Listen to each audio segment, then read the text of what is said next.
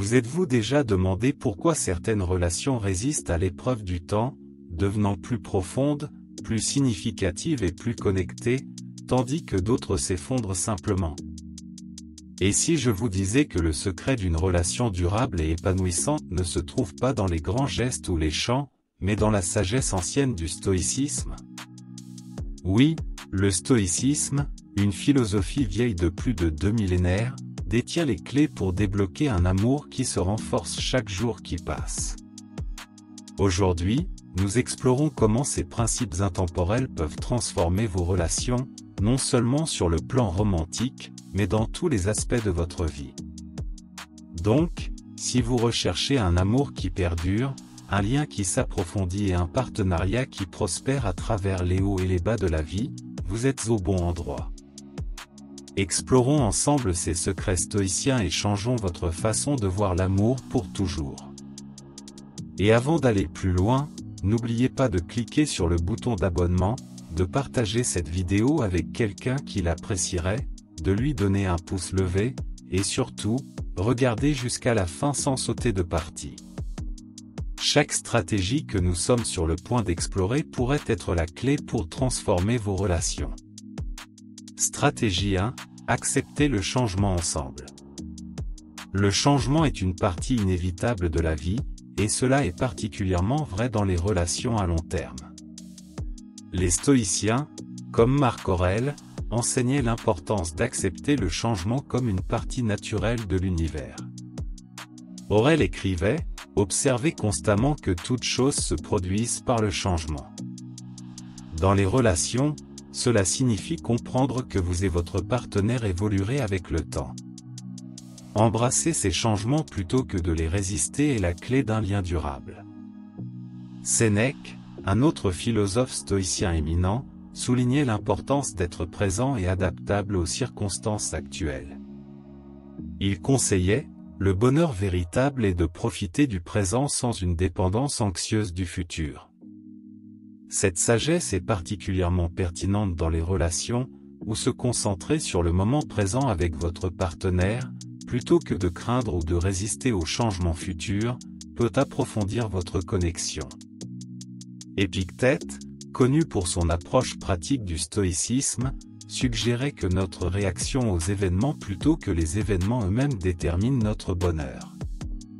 Appliqué aux relations, ce ne sont pas les changements qui surviennent chez votre partenaire ou dans vos circonstances qui importent, mais plutôt comment vous y réagissez. Intégrer la sagesse de poètes comme Hafez et Rumi peut également fournir des éclairages.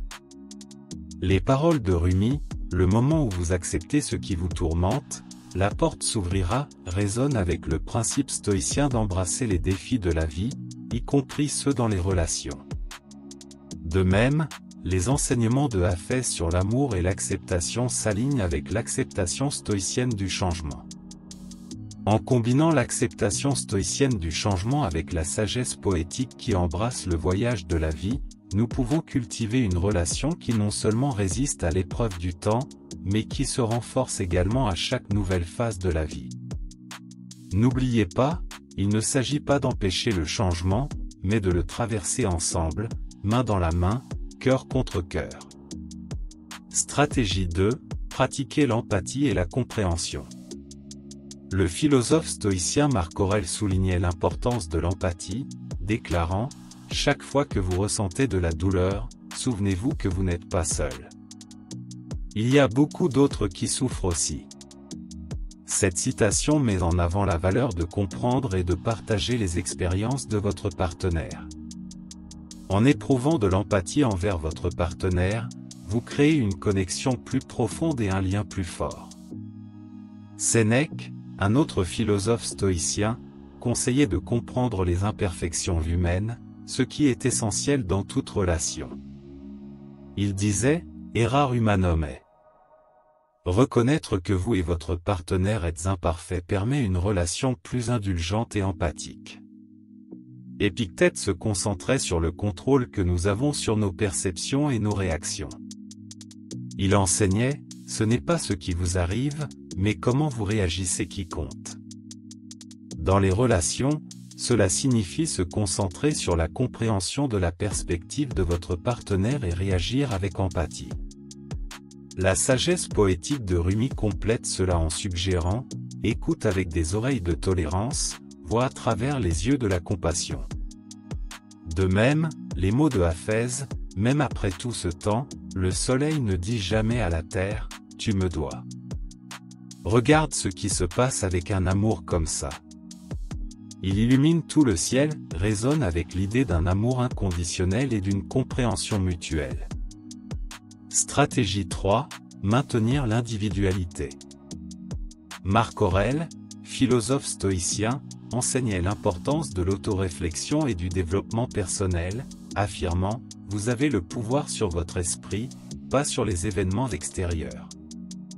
Réalisez cela, et vous trouverez de la force. » Cela souligne la nécessité de la croissance personnelle au sein d'une relation. Sénèque mettait en avant l'équilibre entre l'identité personnelle et la vie partagée. Il conseillait « Fréquentez ceux qui sont susceptibles de vous améliorer ». Cela encourage à maintenir des relations qui favorisent la croissance individuelle. Épictète soulignait l'importance de se concentrer sur ce qui est en notre contrôle, principalement nous-mêmes. Il disait « Nous ne pouvons pas choisir nos circonstances externes, mais nous pouvons toujours choisir comment y réagir. » Dans une relation, cela signifie grandir individuellement tout en faisant partie d'un couple. Les poètes Hafez et Rumi, avec leur sagesse poétique, touchent également ce thème. La citation de Rumi, « Tu es né avec des ailes, pourquoi préférer ramper à travers la vie ?» souligne l'importance de la croissance personnelle et de ne pas se perdre dans une relation. Hafez réitère ce sentiment, soulignant la beauté de l'individualité au sein de l'amour. Stratégie 4, l'art du pardon. Marc Aurèle mettait l'accent sur l'importance du pardon, déclarant « La meilleure vengeance est de ne pas ressembler à celui qui a commis l'injustice ». Cela met en lumière le pouvoir du pardon pour surmonter les conflits dans les relations. Sénèque sur le pardon conseillait « Partout où il y a un être humain, il y a une opportunité de gentillesse ». Cela suggère que le pardon est un acte de gentillesse, non seulement envers les autres, mais aussi envers soi-même. Épictète enseignait sur le contrôle que nous avons sur nos émotions et nos réactions, disant « Ce n'est pas ce qui vous arrive, mais comment vous réagissez qui compte ». C'est crucial dans le contexte du pardon dans les relations, où notre réaction aux erreurs d'un partenaire peut définir l'avenir de la relation. La sagesse de Rumi s'aligne avec cela. Comme il disait, là-bas, au-delà des idées de faute et de droiture, il y a un champ. Je te retrouverai là-bas. Cela évoque l'idée de transcender les griefs passés pour trouver un terrain d'entente basé sur la compréhension et le pardon. Hafez écrivait de manière similaire, « Les paroles que vous prononcez deviennent la maison dans laquelle vous vivez ». Cela implique que les paroles de pardon et de compréhension créent un environnement positif dans une relation. Ainsi, le pardon dans les relations, inspiré de la philosophie stoïcienne et de la sagesse des poètes tels que Hafez et Rumi, implique la compréhension, la gentillesse et un choix conscient de répondre positivement aux conflits et aux erreurs. Il s'agit de créer un environnement où les deux partenaires se sentent en sécurité et aimés, même face aux imperfections. Stratégie 5, développer la résilience face aux défis. La résilience est un thème central du stoïcisme et est essentiel dans les relations à long terme.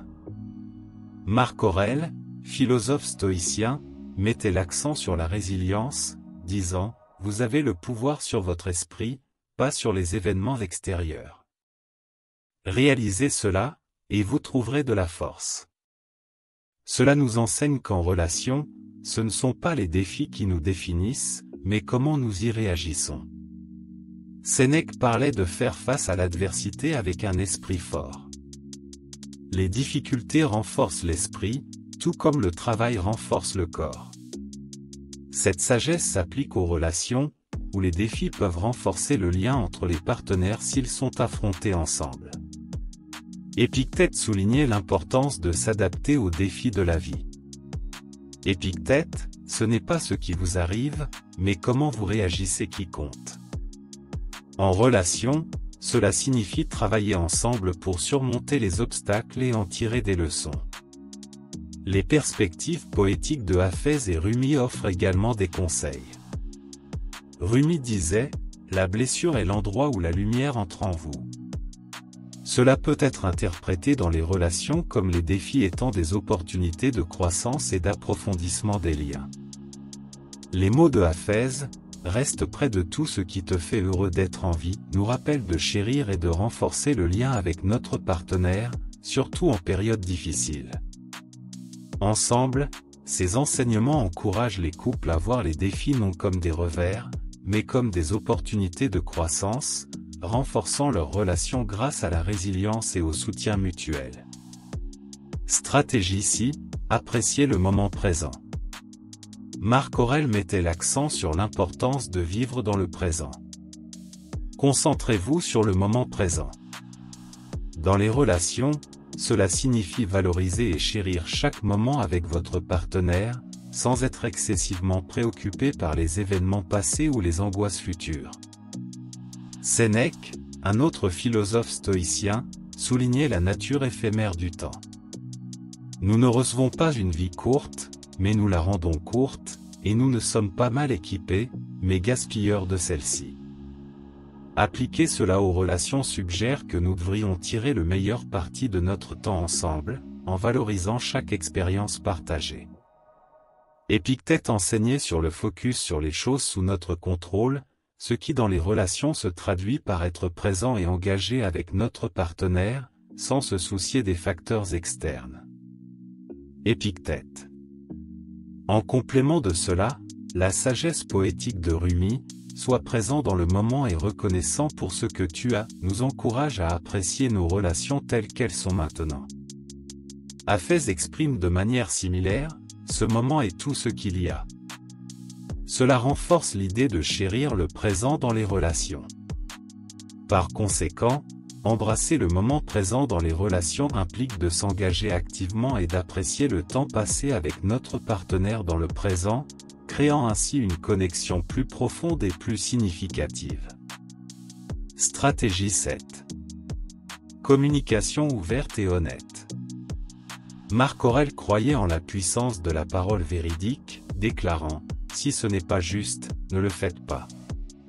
Si ce n'est pas vrai, ne le dites pas. » Cette philosophie est cruciale dans les relations, où l'honnêteté construit la confiance et la compréhension. Sénèque mettait l'accent sur la clarté dans la communication, parle de manière à être compris.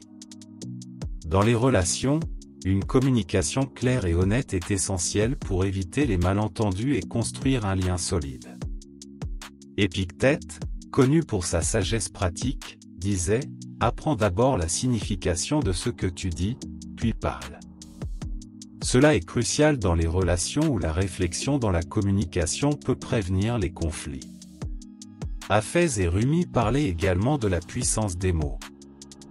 Rumi conseillait « Élève tes mots, pas ta voix.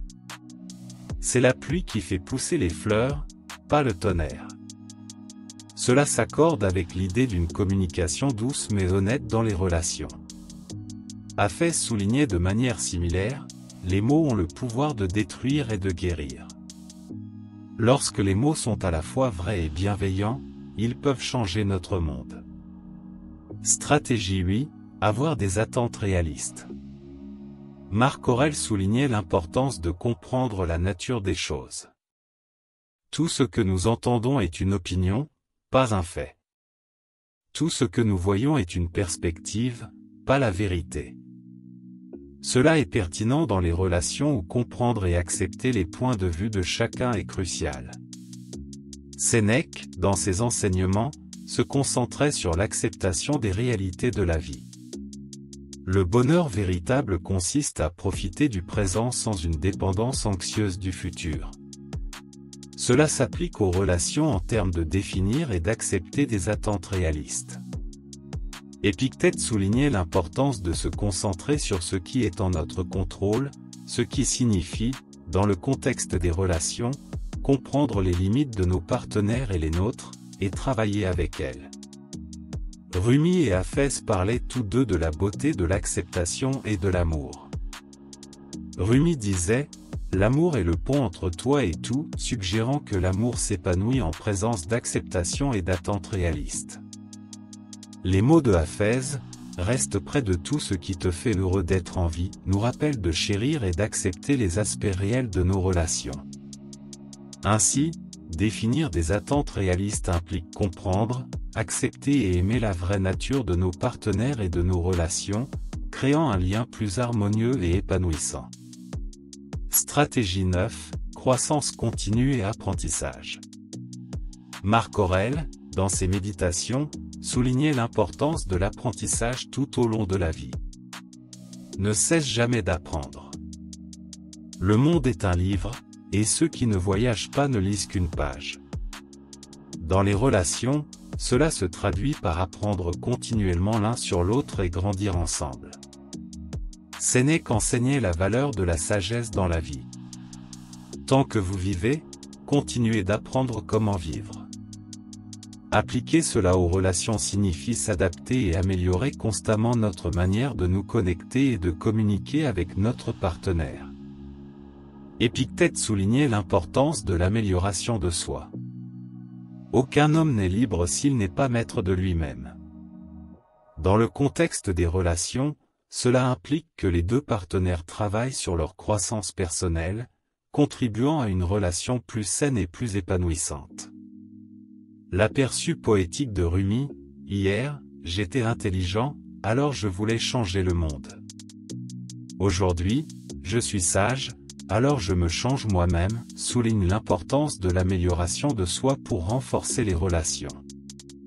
De manière similaire, Hafez notait « Une vie non examinée n'est pas digne d'être vécue ».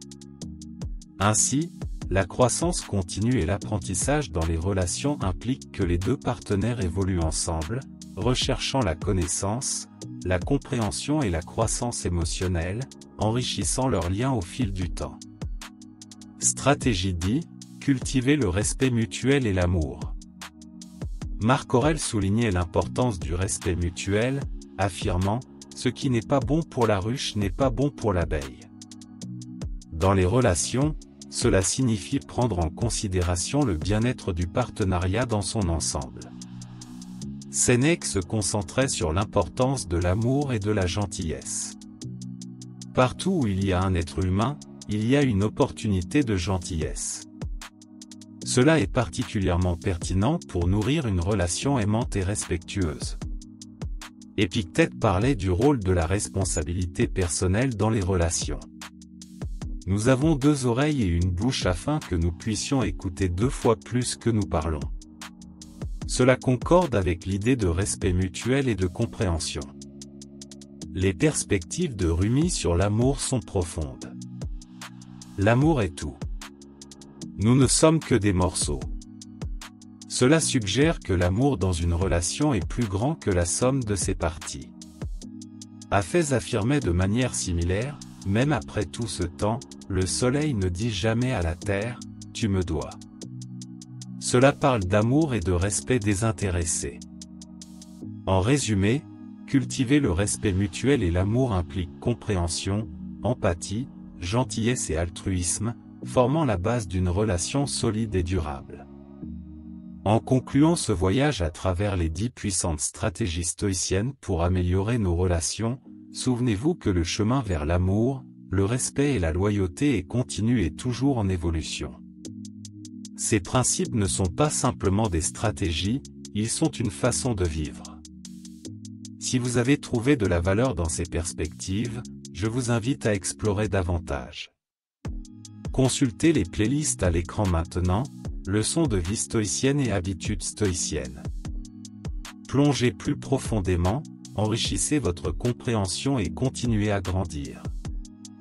Merci de m'avoir accompagné, et jusqu'à la prochaine fois, continuez à vivre une vie de sagesse et d'harmonie.